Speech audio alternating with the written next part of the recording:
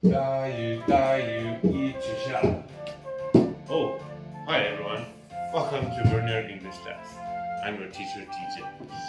Finally, the rainy season has arrived after we haven't had any rain for a long time. 昨天雨好大，是不是？ Are you guys dry yet? Or are you still wet? When I first arrived in Taiwan, I thought Chinese would be pretty easy, seeing that everything had da in front of it. But that was not the case. If you take, for example, 大雨 heavy rain, 大风 strong wind, 大雾 thick fog. So this time we spoke about things that are big, 大. Let us know down below for next time we can talk about things that are small, 小，下面留言。